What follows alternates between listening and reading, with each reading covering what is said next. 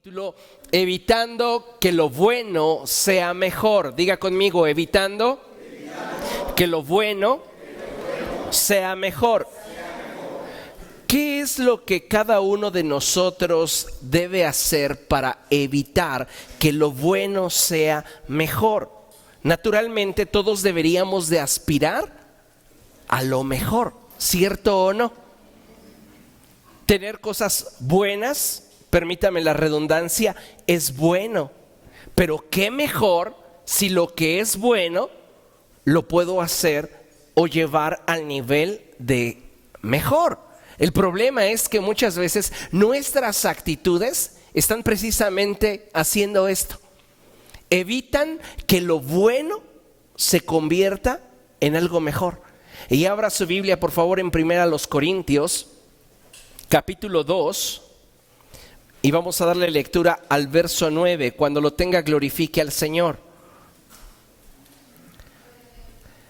Dice la palabra del Señor de la siguiente manera: sin embargo, como está escrito, ningún ojo ha visto, ningún oído ha escuchado, ninguna mente humana ha concebido lo que Dios ha preparado para quienes lo aman. En otras palabras, Dios quiere bendecirte de una forma mucho más amplia, mucho más grande de lo que tu mente puede llegar a concebir. Déjeme decirle que como seres humanos anhelamos buenas cosas, pero debemos de saber que Dios desea que disfrutemos de las mejores. Para ello, Él nos ha provisto de su gracia y bendición. A través de su gracia, déjeme decirle que es que nosotros recibimos todo aquello que por mérito propio no podríamos obtener de parte de Dios. Si la gracia de Dios no estuviera sobre nuestra vida, ninguno de nosotros podría tener acceso a todas aquellas cosas que Dios nos da y que por mérito propio no podríamos exigir. A través de la bendición de Dios es que todo cuanto nos es concedido, incluso aquello que con nuestro esfuerzo y capacidad alcanzamos, es prosperado. Diga conmigo, prosperado. De tal manera que no solamente se ve potencializado, sino que más allá de eso provoca en el corazón satisfacción, alegría y plenitud. Entonces es bien importante que sepamos que de acuerdo a lo que la palabra de Dios dice, que cosa que ojo no ha visto, ni oído ha oído, ni ha subido en la mente de los hombres, son las que Dios tiene preparadas para cada uno de nosotros. En términos simples, Dios desea hacernos partícipes de aquello que no merecemos, pero que por su gracia Él nos concede. Y no solamente nos lo concede, sino que en su corazón está en bendecirnos en bendecir aquello que por su gracia nos ha sido dado. En otras palabras, Dios quiere prosperarnos al punto en el que en nuestro corazón haya satisfacción, alegría y plenitud. Debemos recordar que la bendición del Señor es la que enriquece y no añade con ella tristeza alguna. De tal manera que es importante que para no caer en el menosprecio hacia aquello que Dios nos concede, debemos de desarrollar una actitud en el corazón que tiene que ver con gratitud. Sí, porque aunque usted no lo crea, hay muchos creyentes todavía que están batallando con la frustración de no tener lo que desean. Y en lugar de que en su corazón aflore una actitud de gratitud al Señor por lo que en su gracia nos concede y que por su bendición podemos disfrutar, no, vivimos enojados porque Dios no nos ha dado lo que nosotros queremos.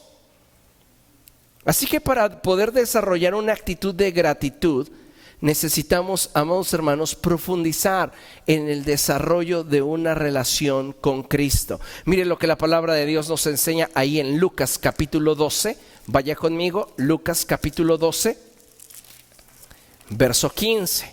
Evangelio de Lucas capítulo 12, verso 15. Y dice la palabra del Señor de la siguiente manera: tengan cuidado advirtió a la gente: absténganse de toda avaricia.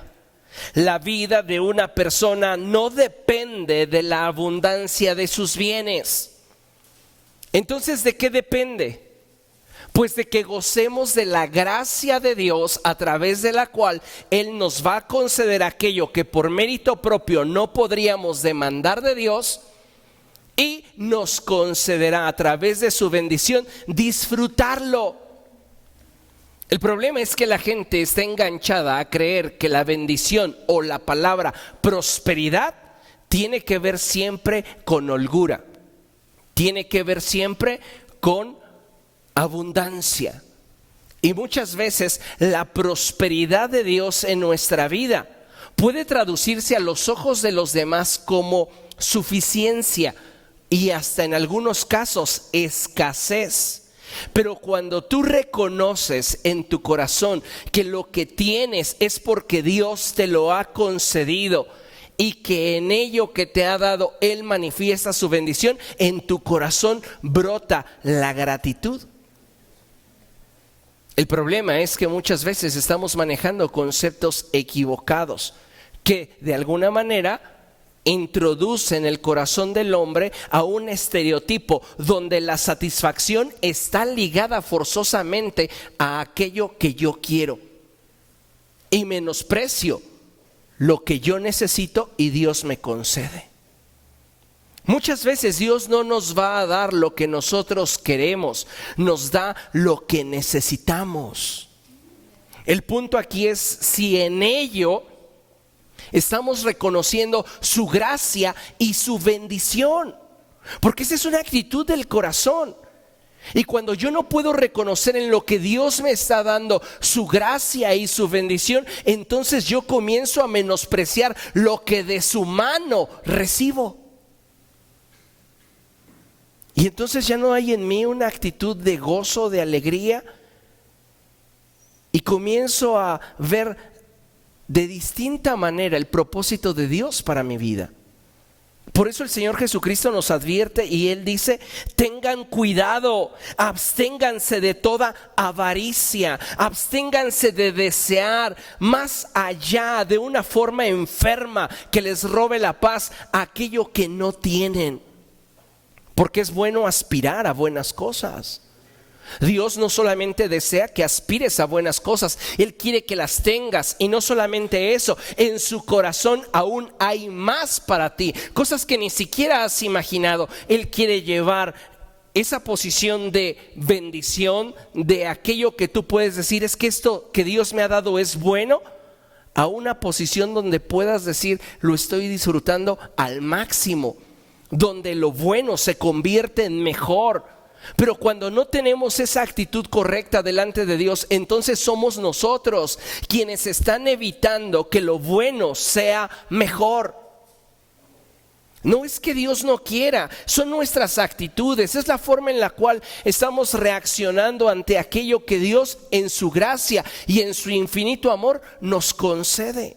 Véalo en la perspectiva que quiera, en su salud, en su economía, en sus relaciones interpersonales. Deberíamos dar gracias a Dios en todo tiempo y por todo.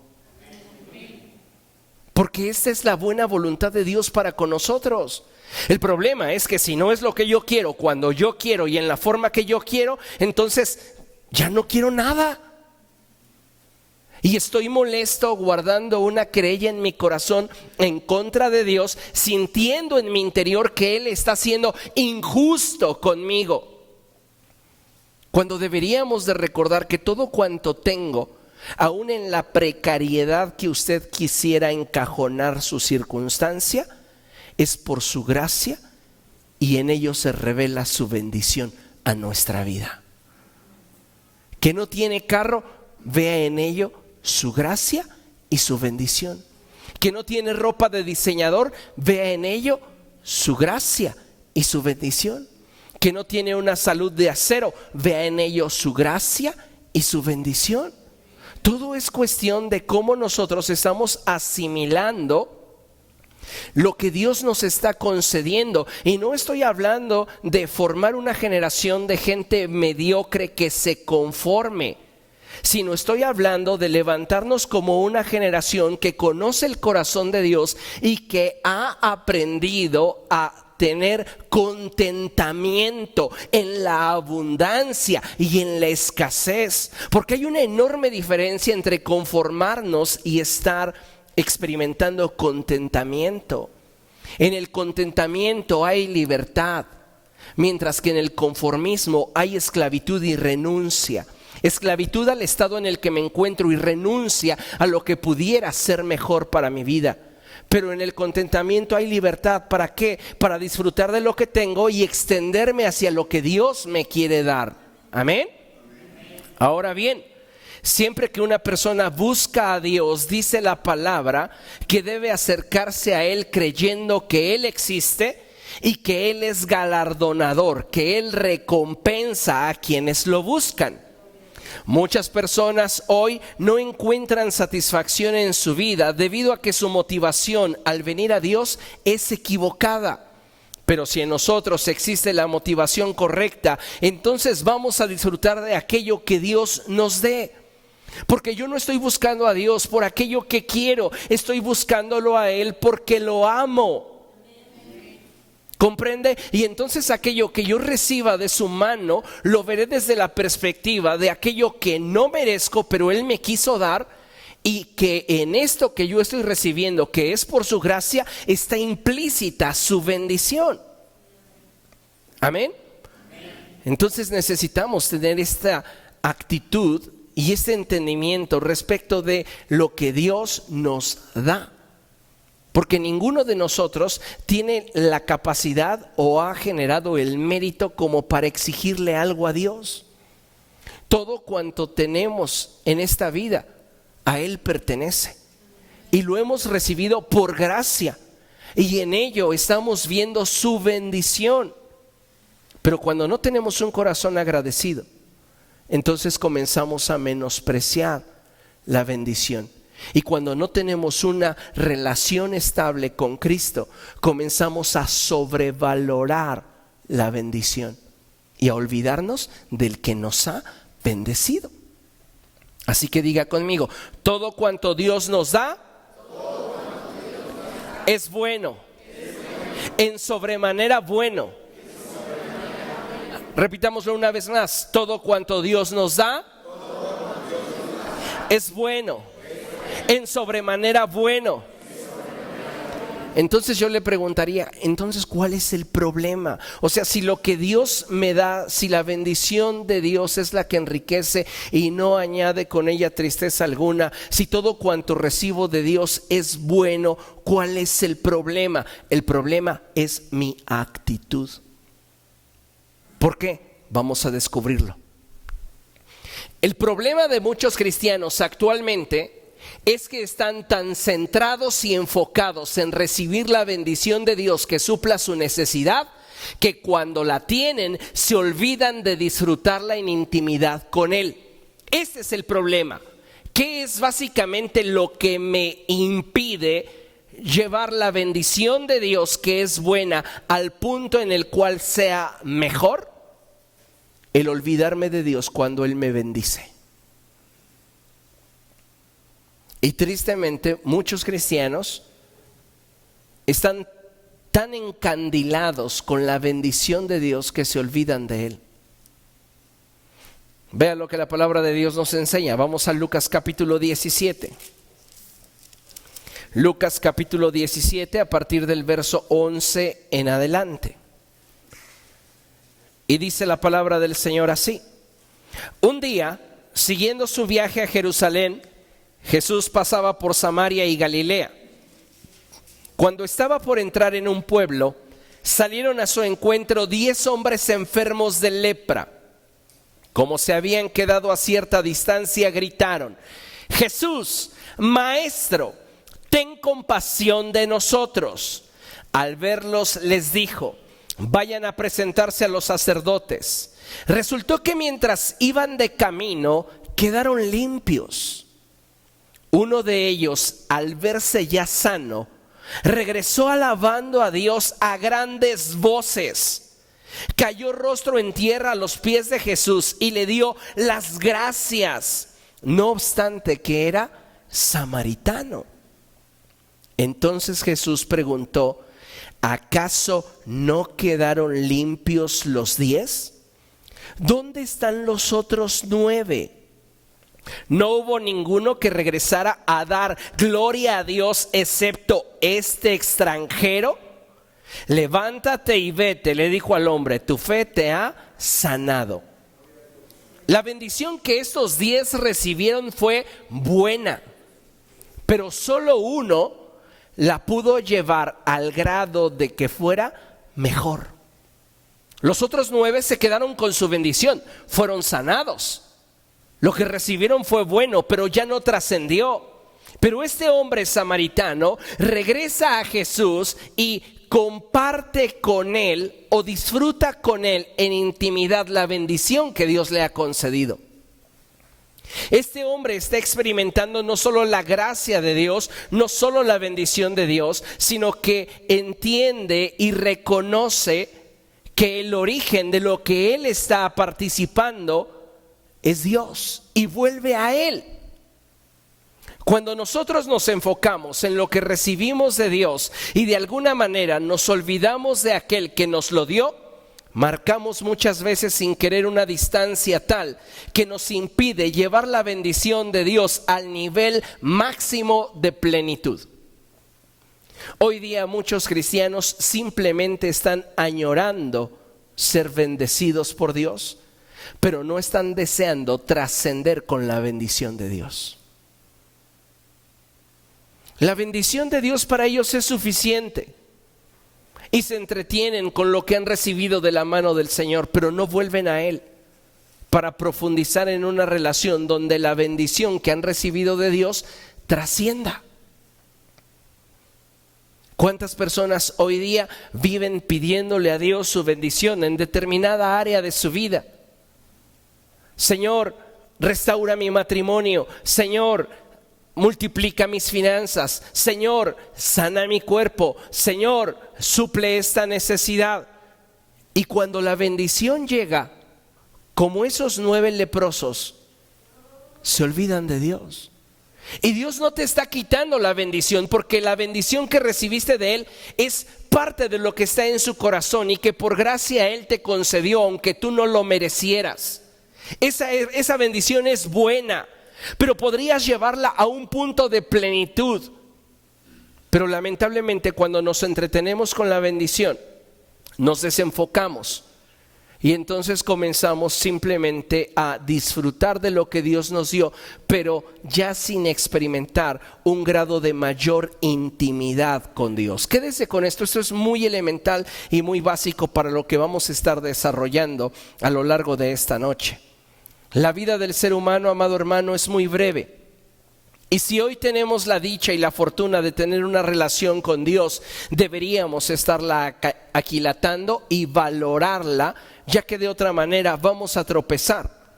E incluso, escuche bien esto, la bendición puede convertirse en un factor que nos aleje de Dios y que al final nos lleve a una posición en la cual Dios deje de ser lo más importante y la bendición se convierte en lo más importante. ¿Cuántas personas han estado desempleadas, tocando puertas una y otra vez y no han tenido respuesta? Y le piden a Dios: Señor, prospérame, dame un trabajo, ayúdame. Y después se olvidan de Dios porque tienen demasiado trabajo. ¿Cuántas personas ya no están cuidando de su relación con el Espíritu Santo porque aquello que en un principio pidieron como bendición ha ocupado el tiempo y el lugar que en un principio empleábamos para buscar a Dios? La bendición puede convertirse en un factor que nos aleje de Dios y que al final nos lleve a una posición en la cual Dios deje de ser lo más importante en nuestra vida. Y en estos casos la bendición se convierta en nuestro ídolo. Me encanta cuando el apóstol Juan le dice a sus discípulos: hijitos, guardaos de los ídolos. Porque muchas veces como cristianos creemos que nuestra vida está bien delante de Dios, pero no nos hemos dado cuenta que lo único que está ocupando nuestro pensamiento, nuestro tiempo, nuestra energía, nuestra capacidad es aquello que de Dios hemos recibido. Y de Dios ya no nos ocupamos, de Dios ya no nos interesamos. Como muchas veces hemos hablado, debemos recordar que un ídolo es todo aquello que ocupa el lugar que solo a Dios le corresponde. Y cuando esto sucede, el corazón del hombre se corrompe, haciendo de aquello que Dios nos da sin merecerlo, y que es una dádiva con la cual Dios nos quiere dar plenitud y dicha, en una obligación. Es triste cuando en el otro extremo caemos en un punto en el que comenzamos a exigirle a Dios aquello que nosotros queremos, y en lugar de ser dóciles al mover del Espíritu Santo, a lo que Dios nos quiere conceder, comenzamos en nuestro corazón a guardar sentimientos y emociones que solamente generan en nosotros frustración, molestia. Tenemos que, amados hermanos, mantener el equilibrio y saber que todo cuanto tenemos es por su gracia, y que en esto que Dios nos ha concedido por su gracia está implícita su bendición, a fin de que yo, al compartir esa bendición con Él y disfrutarla con Él en intimidad, pueda desarrollar en mí el carácter que me permita ser agradecido. Cuando eso no existe en la vida del hombre, pretextos sobran para dejar de darle a Dios gracias. Y si no me cree, vea lo que sucedió con el pueblo de Israel. Mire, vamos a Deuteronomio capítulo 8. Deuteronomio capítulo 8, y vamos a darle lectura a los versos de 2 al 4. Amén. Dice la palabra del Señor así: recuerda que durante 40 años el Señor tu Dios te llevó por todo el camino del desierto y te humilló y te puso a prueba para conocer lo que había en tu corazón y ver si cumplirías o no sus mandamientos. Te humilló y te hizo pasar hambre, pero luego te bendijo. Te alimentó con maná, comida que ni tú ni tus antepasados habían conocido, con lo que te enseñó que no solo de pan vive el hombre, sino de todo lo que sale de la boca del Señor. Vea el que Dios tenía sobre su pueblo. Durante esos 40 años no se te gastó la ropa que llevabas puesta, ni se te hincharon los pies. Dios estaba cuidando y protegiendo a su pueblo aún en medio del desierto y de las crisis y de las escaseces que ellos estaban viviendo. Y en ese amor, en esa gracia que Dios tenía para con su pueblo, los bendijo dándoles a comer el pan del cielo, el maná. ¿Y qué sucedió? Debido a que el pueblo en un momento comenzó a menospreciar la bendición de Dios, su corazón se corrompió. Y vean lo que dice en Números capítulo 21, verso 5. Números 21, verso 5. Y dice la palabra del Señor: y comenzaron a hablar contra Dios y contra Moisés. ¿Para qué nos trajeron ustedes de Egipto a morir en el desierto? Aquí no hay pan ni agua, ya estamos hartos de esta pésima comida. La bendición de Dios ahora es menospreciada, porque consideran que Dios tiene la obligación de cumplirles sus caprichos. Y en lugar de que en ellos hubiera una actitud de agradecimiento, de contentamiento, hay exigencia que solo genera en su corazón dolor, inconformidad, inestabilidad. Necesitamos darnos cuenta de una gran verdad, amados hermanos, y es que toda bendición de Dios dada a nuestra vida es buena. Pero nosotros, con nuestra actitud, podemos impedir que llegue a ser mejor. Es posible que si nuestro corazón no está bien enfocado en Dios y su voluntad para nosotros, terminemos despreciando o sobrevalorando lo que Él en su amor nos da, suplantando la gloria que Él merece en gratitud por lo que recibimos. Es lamentable cuando estamos tan expectantes de lo que Dios nos puede dar, que cuando lo tenemos, le damos la espalda a Dios. Y vean lo que sucedió con Gedeón. Vamos a Jueces capítulo 7. Abra su Biblia ahí en el libro de Jueces, capítulo 7. Y vamos a leer bastantes versos, solamente para que tengamos claro el contexto de lo que está sucediendo con Gedeón. Recuerda usted que Gedeón estaba escondido en un lagar y el ángel del Señor se apareció a él y le dijo que él era un hombre valiente. Y Gedeón dice: pues yo no tengo de valiente nada.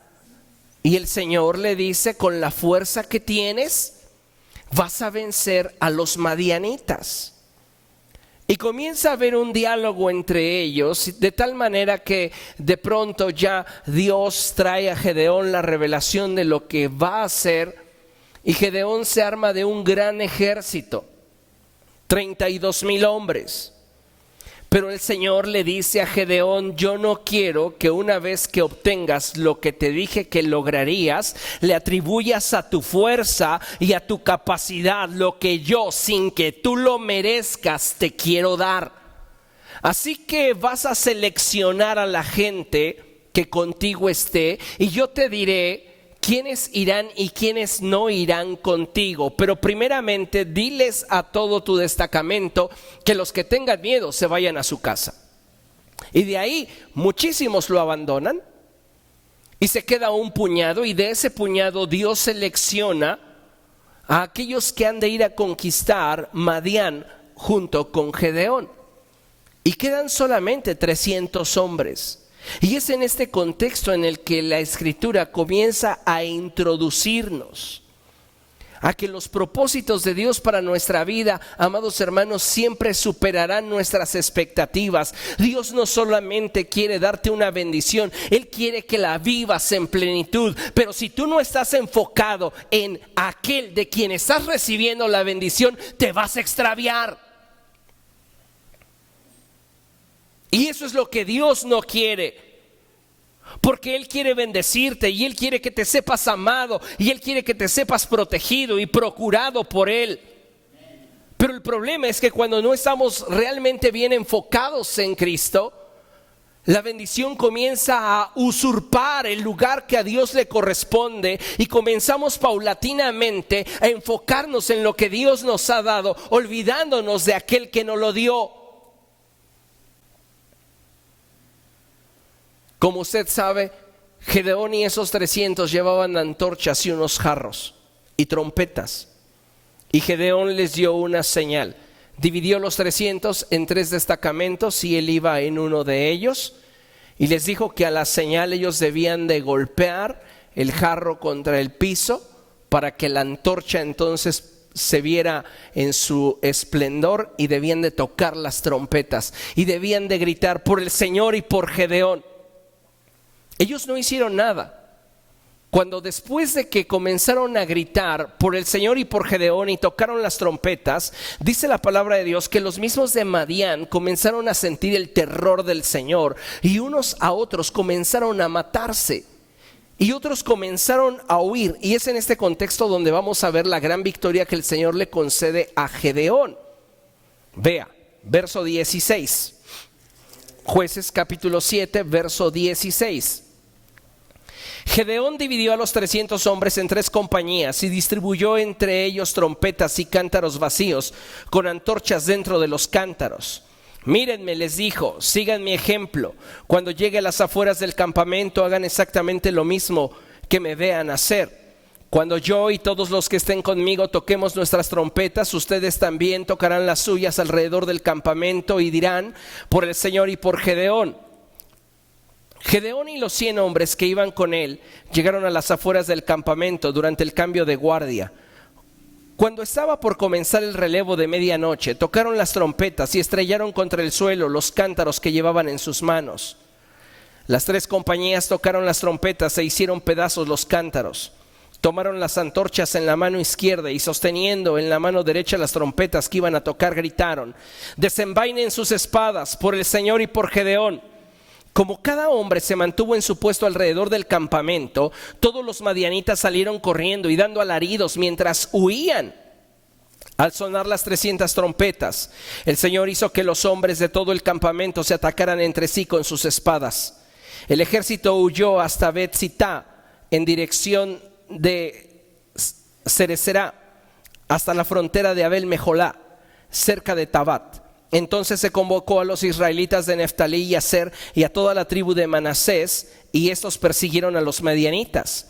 Por toda la región montañosa de Efraín, Gedeón envió mensajeros que decían: desciendan contra los madianitas y apodérense antes que ellos de los vados del Jordán hasta Bet-Bará. Se convocó entonces a todos los hombres de Efraín, y estos se apoderaron de los vados del Jordán hasta Bet-Bará.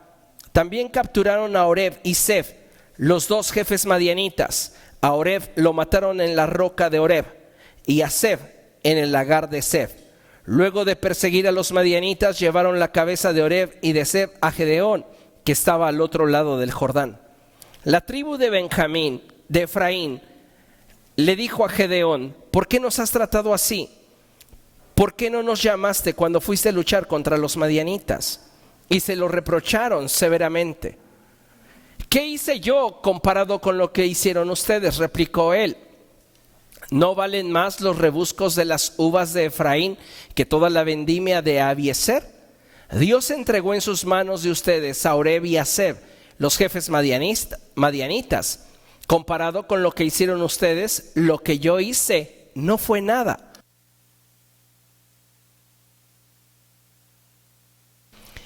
Al oír la respuesta de Gedeón, se calmó el resentimiento de ellos contra él. Verso 4. Gedeón y sus 300 hombres, agotados pero persistiendo en la persecución, llegaron al Jordán y lo cruzaron. Allí Gedeón dijo a la gente de Sucot: denles pan a mis soldados, están agotados y todavía estoy persiguiendo a Seba y a Salmuna, los reyes de Madián. Pero los jefes de Sucot le respondieron: ¿acaso ya tienes en tus manos a Seba y Salmuna? ¿Por qué tendríamos que darle pan a tu ejército? Gedeón contestó: está bien, cuando el Señor haya entregado en mis manos a Seba y Salmuna, les desgarraré a ustedes la carne con espinas y zarzas del desierto. Desde allí subió a Peniel y les pidió lo mismo, pero los de Peniel les dieron la misma respuesta que los hombres de Sucot. Por eso les advirtió a los hombres de Peniel: cuando yo vuelva victorioso, derribaré esa torre. Seba y Salmuná estaban en Carcor con una fuerza de 15,000 guerreros, que era todo lo que quedaba de los ejércitos del oriente, pues habían caído en batalla 120,000 soldados. Gedeón subió por la ruta de los nómadas al este de Nová y Jogbea y atacó al ejército cuando éste se creía seguro. Huyeron Seba y Salmuná, los 2 reyes de Madián, pero él los persiguió y los capturó, aterrorizando a todo el ejército. Cuando Gedeón, hijo de Joás, volvió de la batalla por el paso de Jerez, capturó a un joven de Sucot y lo interrogó. Entonces el joven le anotó los nombres de los 77 jefes y los ancianos de Sucot. Luego Gedeón fue y les dijo a los hombres de Sucot: aquí está Seba y Salmuná, por causa de quienes se burlaron de mí al decir: ¿acaso tienes ya en tu poder las manos de Seba y Salmuná? ¿Por qué te tendríamos que darles pan a tus hombres que están agotados? Se apoderó de los ancianos de la ciudad, tomó espinos y zarzas del desierto, y castigando con ellos a los hombres de Sucot, les enseñó quién era él. También derribó la torre de Peniel y mató a los hombres de la ciudad. Entonces le preguntaron a Seba y a Salmuná: ¿cómo eran los hombres que ustedes mataron en Tabor? Entonces ellos respondieron: parecidos a ti. Cada uno de ellos tenía el aspecto de un príncipe. Entonces Gedeón replicó: eran mis hermanos, los hijos de mi propia madre. Tan cierto como que vive el Señor, si les hubieran perdonado la vida, yo no los mataría a ustedes. Volviéndose a Jeter, su hijo mayor, le dijo: vamos, mátalos. Pero Jeter no sacó su espada porque era apenas un muchacho y tenía miedo. Seba y Salmuna dijeron: vamos, mátanos tú mismo. Al hombre se le conoce por su valentía. Gedeón se levantó y mató a Seba y Salmuna, y les quitó a sus camellos los adornos que llevaban en el cuello. Ve hasta aquí todo lo que Dios ha hecho por mano de Gedeón. Cómo Dios está destruyendo Madián y está entregándolo en manos de un hombre. Gedeón es una persona que, habiéndose considerado a sí misma nada, ahora está liderando una enorme campaña de conquista que no revela otra cosa sino la gracia de Dios sobre él y la bendición de Dios en su vida. ¿Ok? Continuamos leyendo. Verso 22. Entonces los israelitas le dijeron a Gedeón: gobierna sobre nosotros y después de ti tu hijo y tu nieto, porque nos has librado del poder de los madianitas. Pero Gedeón les dijo: yo no gobernaré ni tampoco mi hijo, solo el Señor los gobernará. Pero tengo una petición, añadió: que cada uno de ustedes me dé un anillo de lo que les tocó del botín. Era costumbre de los ismaelitas usar anillos de oro. Con mucho gusto te lo daremos, le contestaron. Así que tendieron una manta y cada hombre echó en ella un anillo de su botín. El peso de los anillos de oro que él les pidió llegó a 19 kilos, sin contar los adornos, los aros y los vestidos de púrpura que usaban los reyes madianitas, ni los collares que llevaban sus camellos. Con el oro, ponga mucha atención, con el oro Gedeón hizo un efod que puso en Ofra, su ciudad. Todo Israel se prostituyó al adorar allí el efod, el cual se convirtió en una trampa para Gedeón y su familia. La bendición del Señor es la que enriquece y no añade con ella tristeza alguna. Porque la motivación de Dios al bendecirnos es que disfrutemos de lo que Él nos da. Pero cuando tú pierdes de vista a aquel que te lo dio, la bendición se convierte en un tropiezo para tu vida. Gedeón está experimentando un gran avivamiento, si así me lo permite expresar. Gedeón está experimentando una etapa increíble en su vida. Dios lo está respaldando, Dios lo está bendiciendo, y Gedeón termina apropiándose de un botín y fabricándose para él mismo un trofeo que le hace perder de vista a Dios y todo lo que Dios había hecho con él. Dice la palabra del Señor que todo Israel se prostituyó al adorar allí el efod. Ya no era Dios el que tenía el lugar de preeminencia, ahora era el efod. Y esto le fue tropiezo a Gedeón y a su familia. ¿Qué cosas que Dios nos ha dado, que Dios nos ha concedido, amados hermanos, pudieran en este momento estar desviando nuestra atención de Él?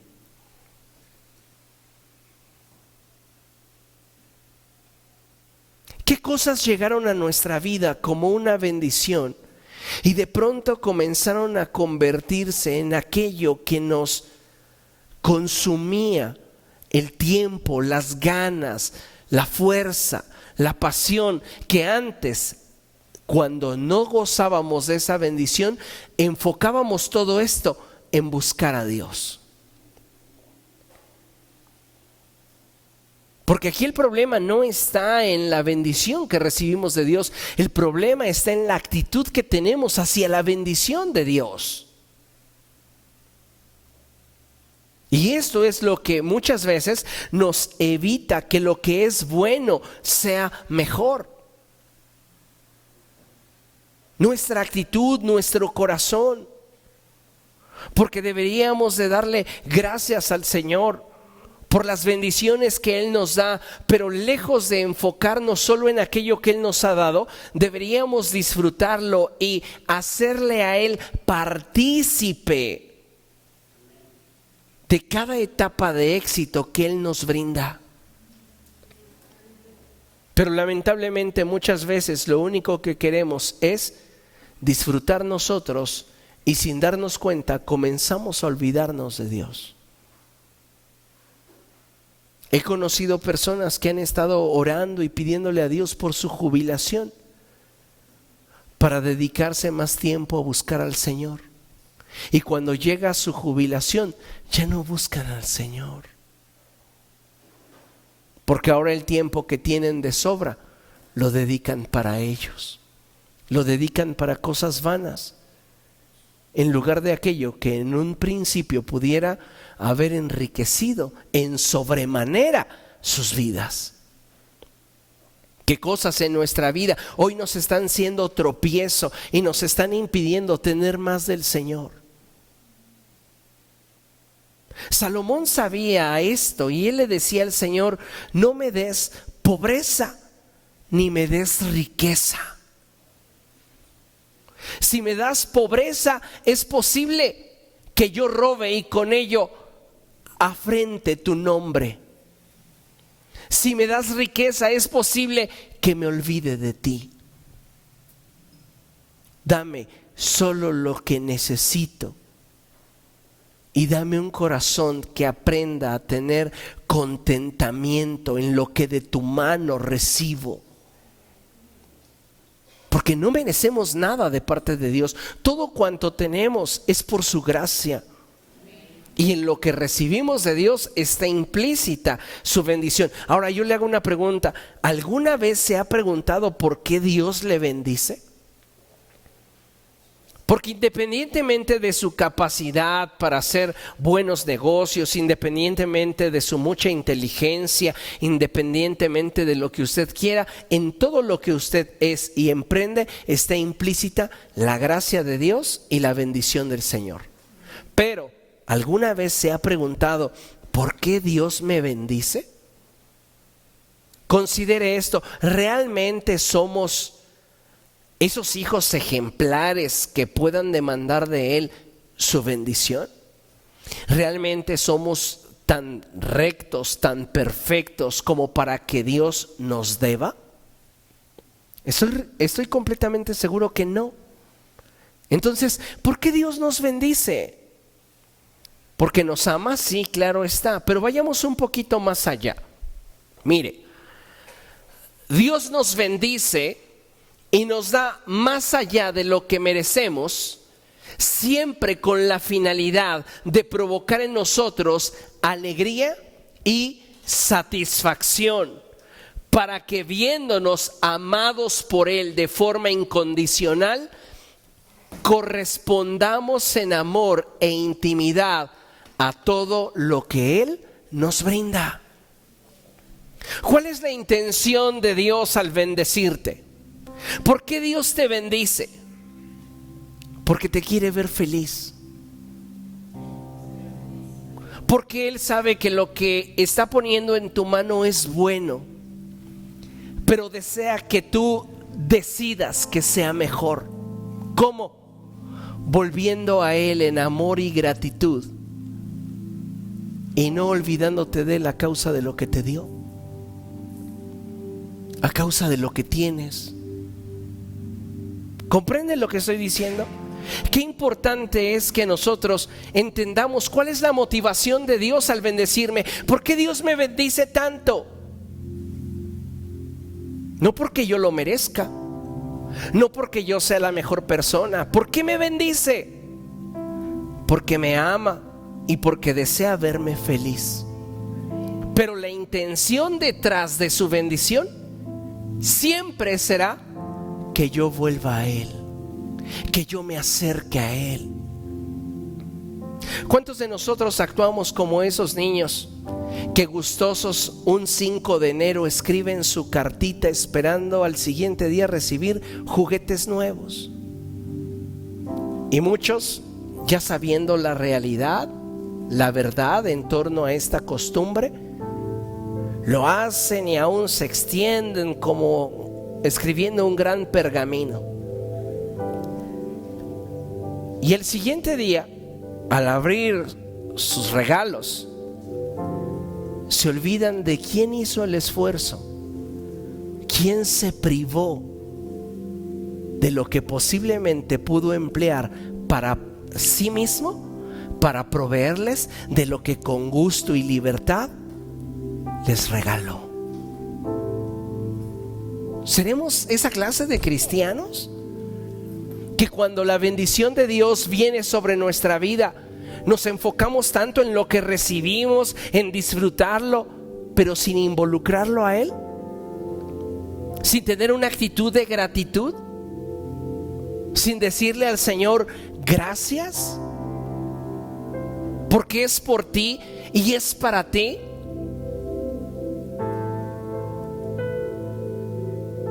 ¿Cuántas veces necesitamos recordar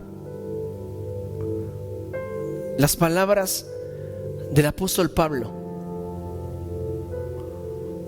cuando él le escribe a Filemón y le dice: no te olvides que te me debes, te me debes? No pierdas de vista quién te ha dado todo lo que tienes, quién te ha bendecido de tal manera que no es porque seas la mejor persona, no es porque tengas las mejores cualidades o porque tengas las más grandes capacidades. Dios nos lo ha dado, amados hermanos, simplemente porque nos ama. Pero no nos clavemos con la bendición, volteemos nuestro rostro a aquel que nos lo ha dado y que nos ha bendecido solo por su gracia y porque en ello nos quiere ver felices. ¿Para qué? Para que con contentamiento lo involucremos en nuestra vida. Miren lo que dice Primera de Juan. Vamos allá, Primera de Juan, capítulo 2. Con esto vamos a culminar. Primera epístola de Juan, capítulo 2, versos 15 y 17. Dice la palabra del Señor: no amen al mundo ni nada de lo que hay en él. Si alguien ama al mundo, no tiene el amor del Padre. Qué profundas palabras. En otras palabras, pareciera que el apóstol nos está diciendo: no se enganchen con ninguna bendición de Dios a sus vidas que tenga que ver con lo material. Porque si ustedes se enganchan con lo material y dejan de mirar el rostro de Dios, no podrán experimentar su amor en plenitud. Porque nada de lo que hay en el mundo, los malos deseos del cuerpo, la codicia de los ojos y la arrogancia de la vida proviene del Padre, sino del mundo. El mundo se acaba con sus malos deseos, pero el que hace la voluntad de Dios permanece para siempre. Amados hermanos, Dios quiere que disfrutemos de su bendición. Pero no solamente que disfrutemos de su bendición, sino que llevemos esa bendición que es buena al nivel de plenitud, donde Él sigue siendo el centro y donde en esa relación de intimidad compartimos y disfrutamos de la bendición que Él nos ha dado. ¿Comprende?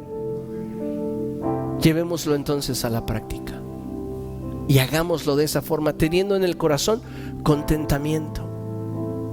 Acordémonos siempre que recibamos la bendición de Dios de aquel leproso que, no siendo judío, regresó a Cristo, lo involucró en su vida.